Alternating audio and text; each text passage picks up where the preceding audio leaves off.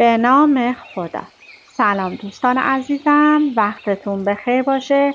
پادکست صدای سکوت امروز رو با کتابی زیبا و جذاب شروع میکنیم. هنر ظریف بیخیالی، نویسنده مارک منسون هستش و مترجم گروه مترجمان نشر مسیر سبز رشد هست و انتشارات نشر مسیر سبز رشد هم این کتاب رو منتشر کرده. در مورد موضوع موفقیت و خودیاری، روانشناسی عمومی و بسیار کتاب جالبی هستش. لطفاً با من همراه باشید تا گوشه هایی از این کتاب زیبا رو برای شما بخونم. معرفی کوتاهی در مورد این کتاب. بیخیالی هنر است، آن هم هنری ظریف. بیخیال شدن در زمان مناسب و اهمیت دادن به موضوع اصلی و مهم. این کتاب به شما یاد می‌دهد توجه کردن به آنچه واقعاً مفید است، نه آنچه مفید به نظر می‌رسد. از ظرایف هنر بیخیالی است. این کتاب درس‌های زیادی به ما می‌آموزد و می‌تواند به زندگی هر انسان کمک زیادی کند. این کتاب نکات مهم زیر را به شما یاد می‌دهد. 1. شادی از حل مشکلات سرچشمه می‌گیرد. هنر ظریف بیخیالی به ما می‌گوید خوشحالی حالتی است که بعد از حل یک مشکل به دست می‌آید. نکته اصلی حل کردن مشکل است، نه اینکه اصلاً مشکلی نداشته باشید. 2. پیکارتان را انتخاب کنید. باید دقیقاً مشخص کنید که از زندگی چه می‌خواهید و هدفتان چیست و علاوه بر هدف، سختی‌ها و کشمکش‌های بین راه هم دوست داشته باشید و انتخاب کنید. باید دانست که نابرد رنج گنج میسر نمی شود. 3. شما استثنایی نیستید. در یکی از قسمت‌های کتاب منسون این چنین می‌گوید که افراد باید بدانند نمی‌توانند در همه رشته‌ها استثنایی باشند. ما باید خود را معمولی بدانیم تا بتوانیم با تلاش فراوان بسیار بهتر و خاص شویم. 4. ارزش‌های خوب. لذت بردن برای زندگی ما لازم است، اما همه چیز نیست و اگر لذت ارزش ما باشد زندگی خطرناک می شود. مثل لذت بردن یک معتاد از مواد مخدر. این تلاش و سختی‌های ماست که ما را به لذت‌های بلند مدت می رساند. 5. انتخاب. ما همیشه مسئول اتفاقات زندگی خود هستیم. ما نمی توانیم چیزهایی که برای ما رخ می دهد را اداره کنیم، ولی می توانیم به آنها به درستی پاسخ دهیم. با پذیرفتن مسئولیت اشتباهاتمان خواهان بهبود در زندگیمان هستیم و با سرزنش کردن دیگران فقط به خودمان صدمه میزنیم. 6. ما همواره در همه چیز اشتباه میکنیم. انسان دائما در حال پیشرفت است و به اشتباهات گذشته خود پی میبرد. همینطور آینده نیز به اشتباهات حال حاضر پی میبرند. یقین دشمن پیشرفت است. ما به جای اینکه به دنبال یقین باشیم، باید اشتباهاتمان را پیدا کنیم و آنها را بهبود ببخشیم. 7. شکست راه به سوی پیروزی است. سختی‌هایمان معمولاً ما را قوی‌تر، عاقل‌تر و انعطاف پذیرتر می‌کند. هر شکست در زندگی یک درس بزرگ است و ترس و دوری کردن از شکست همان دوری از موفقیت به شمار می‌آید. 8. قانون کاری انجام بده. شما باید همواره کاری بکنید، حتی ساده ترین کار ممکن. با رعایت این قانون شکست بی اهمیت می شود، زیرا وقتی نشانه موفقیت عمل شما باشد، حرکت کردن یک نوع پاداش تلقی می شود و خودمان را به جلو حرکت داده ایم. 9. اهمیت نگفتن. اگر برای خود اولویتی نداشته باشید و خود را محدود به چیزی نکنید، زندگی شما ارزشی ندارد. ما وقتی چیزی را ارزش خود بدانیم، باید هر چیزی که مخالف با آن است را رد کنیم. اما درباره مارک منسون. در 9 مارس 1984 مارک منسون متولد شد. او در ایالت تگزاس بزرگ شد و برای ادامه تحصیل در دانشگاه بوستون به این ایالت نقل مکان کرد و در رشته تجارت جهانی فارغ التحصیل شد. منسون نویسنده، مشاور، کارآفرین و وبلاگ نویس امریکایی است. کتاب هنر ظریف بیخیالی دومین کتاب منسون است که باعث شد اسم او در تمام جهان شنیده شود. به دلیل مهارتش در نویسندگی او را نخبه نویسندگی می‌دانند. منسون قادر است درباره هر موضوعی کتابی جذاب بنویسد. خیلی دوست داشتم که ابرقهرمانی به نام پاندای سرخوردگی خلق کنم که تیشرتی بر تن دارد و روی آن یک حرف تی بزرگ به زبان انگلیسی نوشته شده است. این پاندا به تمام خانه‌ها سر می‌زند و به همه آدم‌ها چیزهایی می‌گوید، مثل درسته که پول زیادی در میاری، اما این باعث نمیشه که بچه‌ها دوستت داشته باشن. یا اگر دو دلی که به همسرت اعتماد داری یا نه، خب احتمالاً نداری. یا اون چیزی که تو به اسم دوستی میشناسی فقط یک تلاش مداوم برای جلب توجه آدم هاست. پاندای سرخوردگی همان قهرمانی است که هیچ کدام از ما نمیخواهیم ببینیمش، اما همه ما در عین حال به اون نیاز داریم. با وجود آنکه حس بدی به ما میدهد، اما زندگیمان را بهتر میکند و با شکستن باورهای ما را قوی‌تر میکند و آینده روشن‌تری را برای ما رقم میزند. رنج کشیدن از لحاظ بیولوژیکی بسیار مفید است و باعث می شود که در وجود ما میل به تغییر ایجاد شود. وجود انسان به گونه‌ای طراحی شده است که همواره مقداری نارضایتی و عدم اطمینان همراهش است، چون آدم‌های ناراضی و متزلزل هستند که در مسیر نوآوری و بقا بیشترین خدمت را انجام می‌دهند. در حقیقت وجود ما به گونه‌ای است که با چیزهایی که داریم راضی نمی‌شویم و تنها با چیزهایی که نداریم راضی می‌شویم. بنابراین درد و بدبختی از ویژگی‌های ماست. از طرف دیگر درد تاثیرگذارترین ابزار بدن ما برای دعوت به عمل کردن ماست. به طور مثال برخورد انگشت کوچک پایتان با پایه میز را در نظر بگیرید. بعد از این اتفاق به زمین و زمان ناسزا میگویید. در عوض به عقیده من این درد جسمانی محصول سیستم عصبی شماست و یک مکانیزم بازخورد است که نشان می‌دهد تناسب جسمانی شما به هم خورده است.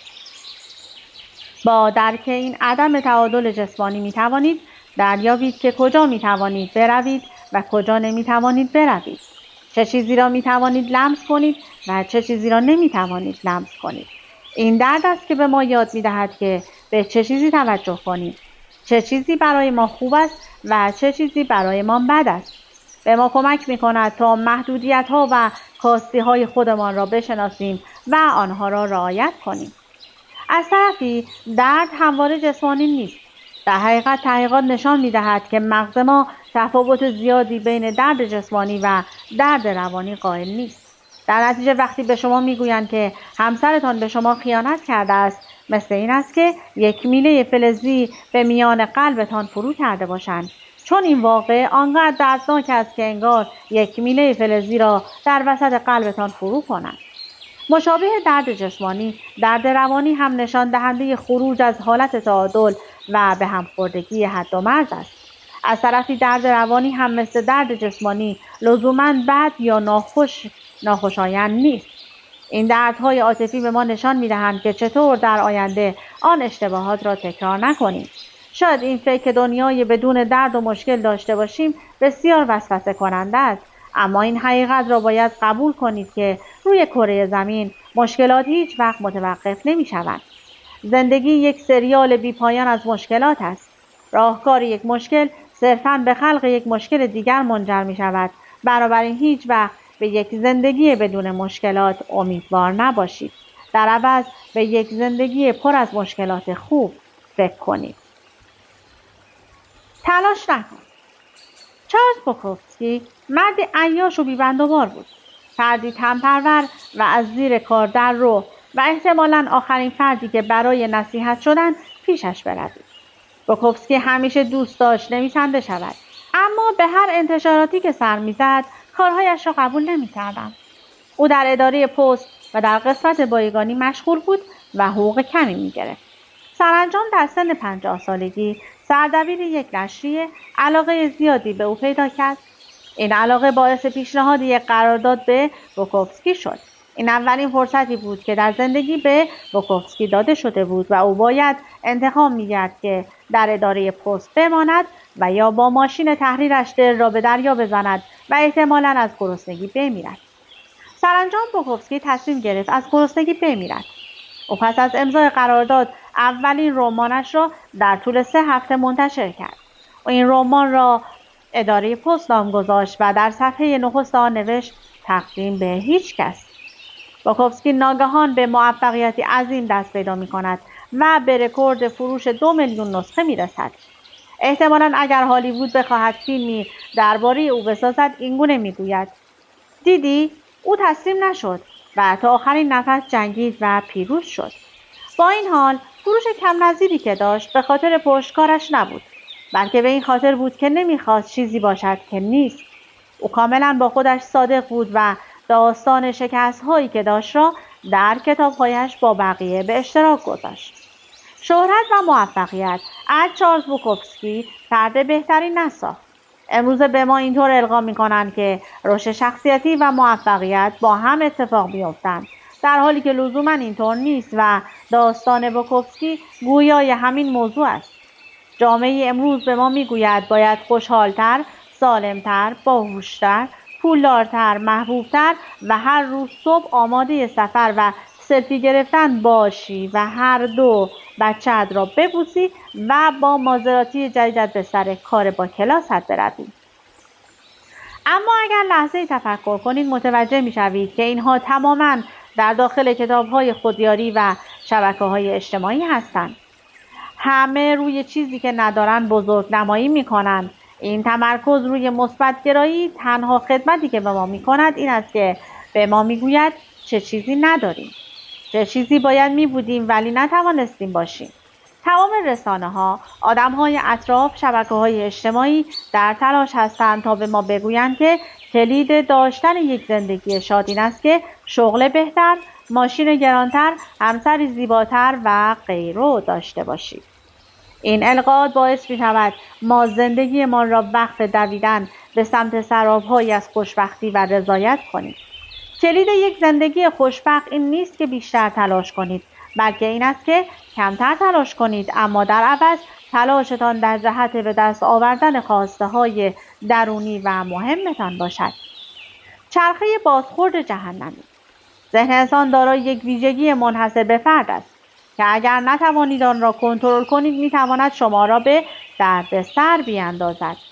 اجازه دهید با مثال برایتان شرح دهم. شما از اینکه در مهمانی با شخصی خاص مواجه شوید احساس اضطراب دارید. این اضطراب شما را اذیت می‌کند. بعد شروع می‌کنید به این فکر که چرا آنقدر مضطربید؟ عالی است. حالا از اینکه اضطراب دارید مضطرب شده‌اید. لعنت به این وضعیت. اضطراب 2 برابر و خود این قضیه باعث می شود که بیشتر مضطرب شوید یا شاید آنقدر نگران این هستید که کار درست را انجام دهید که به خاطر آن همیشه نگران هستید.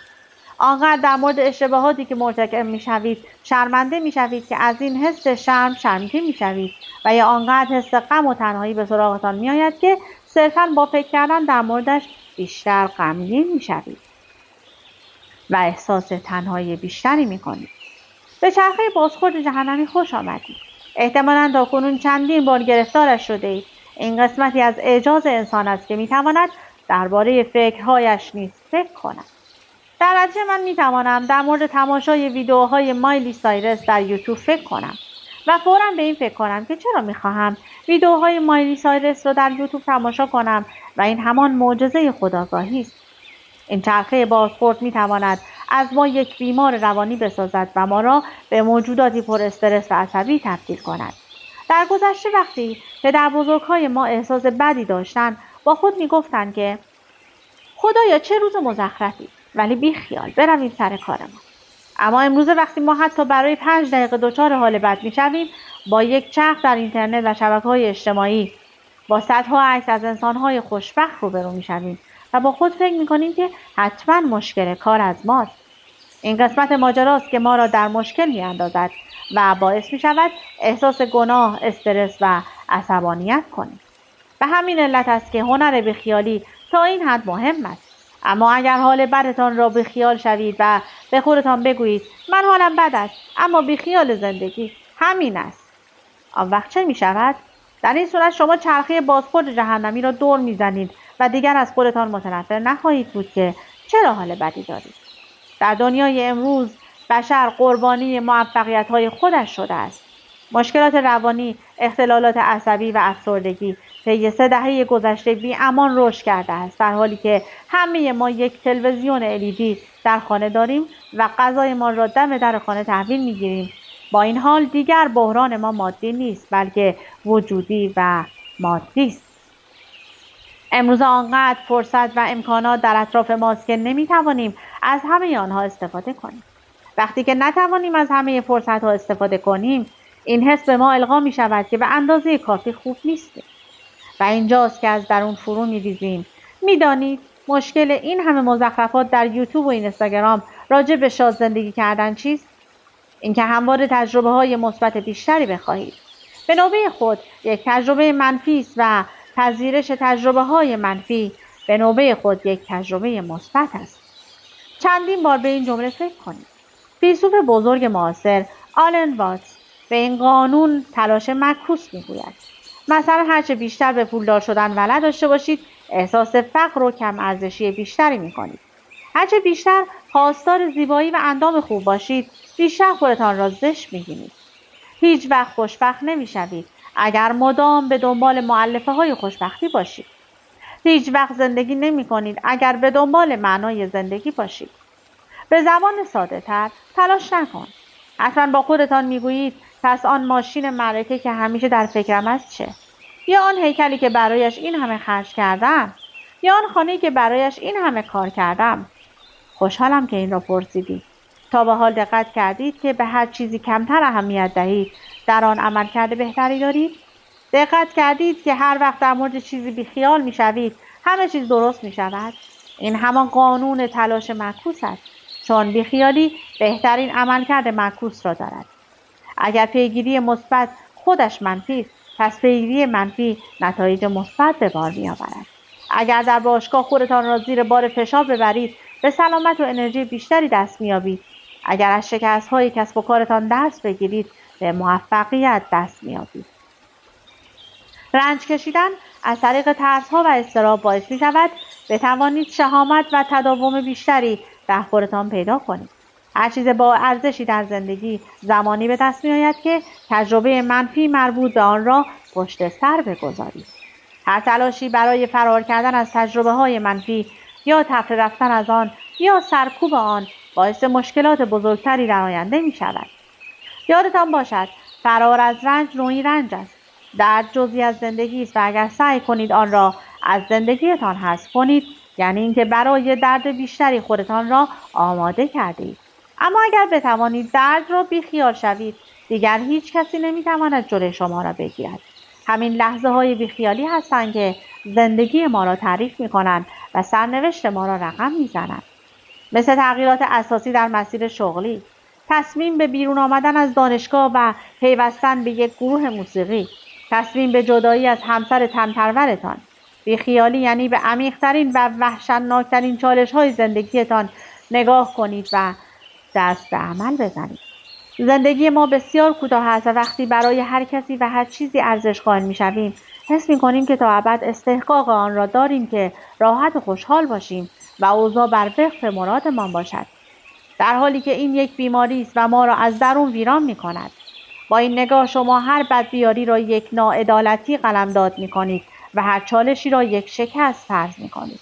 هر سوء تفاهمی را یک مشکل شخصی و هر مخالفتی را یک خیانت در نظر می‌گیرید. این گونه در زندانی از حق به جانب بینی گرفتار می‌شوید و سر و صداهای داخل ذهنتان تغذیه می‌کنید و همواره در داخل چرخه بازخورد جهنمی اسیر می‌شوید. هنر ظریف بیخیالی. بیشتر مواقع وقتی با آدم‌های اطرافم راجع به بیخیالی صحبت می‌کنم، همه آنها به یاد آدمی می‌افتند که اگر اطرافش را سیل و طوفان فرا گیرد، او عین خیالش هم نیست. اما من این گونه افراد را افراد روانپریش می‌نامم. می‌دانید در نظر من بیخیالی یعنی چه؟ اجازه دهید تا با 3 جمله شما را به یافتن مفهوم آن راهنمایی کنم. جمله شماره 1: بیخیالی به هیچ وجه به معنای بی‌تفاوتی نیست، بلکه به این معناست که شما با متفاوت بودنتان راحت هستید. بی‌تفاوتی اصلا چیزی نیست که بخواهید فردی به آن مغرور شود. آدم‌های بی‌تفاوت تنبل، بزدل و سربار جامعه هستند. این افراد خودشان را یکتافته، جدابافته و منحصر به فرد تصور می‌کنند که مشکلات زیادی دارند و کسی آنها را درک نمی‌کند. اینها از دنیای پیرامون و خطرات و رنج‌هایی که در آن وجود دارد می‌ترسند. آنها در سیاه‌چاله تاریکی که برای خودشان درست کردند مخفی می‌شوند و با خودخواهی و حق به جانبی شروع به جمع کردن دلسوزی برای خودشان می‌کنند. در اینجا لازم است به شما این حقیقت را بگویم که چیزی به نام بیخیالی وجود ندارد، بلکه شما باید به یک سری از چیزهای اهمیت بدهید و به یک سری از چیزها هم اهمیت ندهید. وقتی که از مادرم سرقت شد، خود من به عنوان یک فرد بیخیال سری شروع به جستجو و شکایت کردم و به سرعت آن دزد را پیدا کردم. بنابراین وقتی که میگویم من آدم بیخیالی هستم، منظورم این نیست که هیچ چیز برایم مهم نیست. برعکس، منظورم این است که در مواجهه با اهدافم به سختی‌های مسیرم اهمیت نمی‌دهم، یا اینکه وقتی احساس می‌کنم چیزی خیلی عالی و جالب است، به سختی‌های مسیر اهمیت نمی‌دهم. سختی‌ها همیشه و همواره وجود دارند و هیچ زندگی بی مشقت نیست. فقط نکته‌ای که وجود دارد این است که نباید از این رنج‌ها فرار کنید، بلکه باید این رنج‌ها را در مسیرهایی که مورد علاقه‌تان است تحمل کنید. جمله شماره 2: برای اینکه نسبت به سختی‌ها بیخیال باشید، اول باید به چیزی مهمتر از سختی‌ها اهمیت دهید. احتمالاً بارها و بارها برایتان پیش آمده که فکر کنید زیادی به چیزهای دور و برتان اطرافتان اهمیت می‌دهید. مثلا به اینکه چرا دوست پسر قبلیتان عکس خاصی را در اینستاگرام گذاشته است، یا اینکه چرا باتری کنترل تلویزیون اینقدر سریع تمام می‌شود، یا اینکه چرا در زندگیم هیچ اتفاق ارزشمندی نمی‌افتد. بنابراین شاید پیدا کردن یک چیز مهم و معنادار در زندگی ثمربخش‌ترین استفاده ممکن از زمان و انرژیتان باشد. چون اگر آن چیز مهم و معنادار را پیدا نکنید، انرژیتان صرف مقاصد بی‌ارزش و بی‌اهمیت می‌شود. جمله شماره 3: چه آگاه باشید چه نباشید، همواره در حال انتخاب کردن هستید. هیچگاه مردم از بدو تولد بی‌تفاوت نیستند. با مثالی برای شما توضیح می‌دهم. تا به حال برایتان پیش آمده که کودکی را ببینید که به خاطر رنگ بادکنکش گریه می‌کند؟ وقتی که بچه هستید همه چیز به نظرمان هیجان انگیز و جالب می‌رسد. بنابراین برای هر چیزی اهمیت قائل می‌شویم. برای هر کسی و هر چیزی انرژیمان را به کار می‌گیریم. همینطور که بزرگتر می‌شویم و تجربه‌مندتر می‌شویم، انرژی کمتری برای مسائل حاشیه‌ای تلف می‌کنیم. کم کم متوجه می‌شویم که اطرافیانمان توجه زیادی به کارها و ظاهرمان نمی‌کنند و این گونه می‌شود که دیگر اهمیت زیادی به آنها نمی‌دهیم و این گونه است که ما به بلوغ می‌رسیم. بلوغ یعنی وقتی که انسان یاد می‌گیرد توجهش را فقط برای چیزهای واقعاً با ارزش صرف کند. این قضیه همین گونه ادامه پیدا می‌کند تا به میانسالی برسیم و در آنجاست که سطح انرژیمان پایین می‌آید و به طور عجیبی نسبت به اکثر اتفاقات بی‌تفاوت می‌شویم و دیگر لازم نیست برای هر چیزی انرژی صرف کنیم.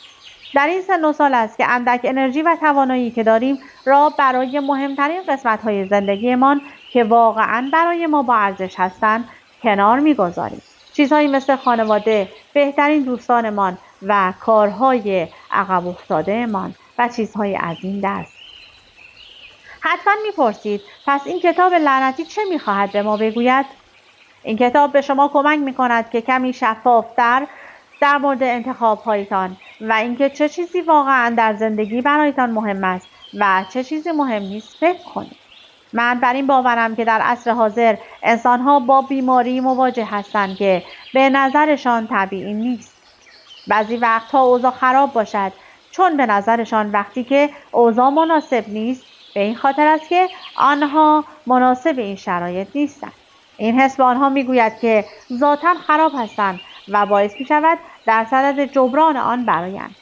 این حس باعث می شود که صدها جفت کفش برای خودشان بخرند. روزی چند پاکت سیگار بکشند تا ذهنشان آرام شود. به مشروبات رو بیاورند و یا اینکه یک اتوبوس پر از بچه‌های مدرسه‌ای را به رگبار مسلسل ببندند. در این کتاب یاد خواهید گرفت که همیشه مقداری رنج و درد هست و این قضیه اجتناب ناپذیر است و هر کاری که بکنید باز هم زندگیتان دچار شکست، از دست دادن، حسرت و حتی مرگ خواهد شد. وقتی که شما این موارد را بپذیرید به طرز معجزه‌آسایی شکست ناپذیر می‌شوید. به هر حال این ایده است که من دارم و فکر می‌کنم که تنها راه غلبه بر درد این است که اول یاد بگیرید چگونه آن را تحمل کنید. در این کتاب اصلا به دنبال آن نیست که مشکلات شما را کم یا دردهایتان را تسکین دهید. در عوض این کتاب دردهایتان را به یک ابزار و مشکلاتتان را به مشکلاتی بهتر تبدیل می کند. پیشرفت واقعی نیز همین است. حال که قرار است ما رنج بکشیم، پس بهتر است این رنجها را در راهی بکشیم که واقعا ارزشش را دارد. این کتاب به شما یاد خواهد داد تا زندگیتان را مرور کنید و هر چیزی جز مهمترین ها را دور بریزید. به شما یاد می‌دهد چشم‌هایتان را ببندید و با اطمینان خاطر زمین بخورید و حالتان خوب باشد. به شما یاد می‌دهد انرژی کمتری صرف کنید، در عوض این انرژی را در راه‌هایی که می‌خواهید صرف کنید. خب بیشتر از این کتاب زیبا در اختیار من نیست. این کتاب خیلی جالبه و به درد بخور. لطفاً برای خودتون تهیه کنید و تا انتها بخونید. از اینکه با من همراه بودید سپاسگزارم. تا وایس بعدی، خدا نگهدارتون.